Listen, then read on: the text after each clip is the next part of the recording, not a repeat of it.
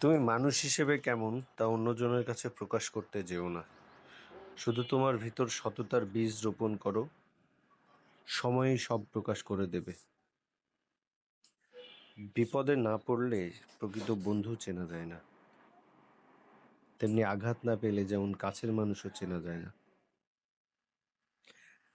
যদি তোমার মনে হয় তুমি সব হারিয়ে ফেলেছো, তাহলে মনে রেখো, গাছেরাও তাদের পাতা হারায় প্রতি বছর, তবুও দাঁড়িয়ে থাকে আগামী শুভ দিনের প্রতীক্ষায়।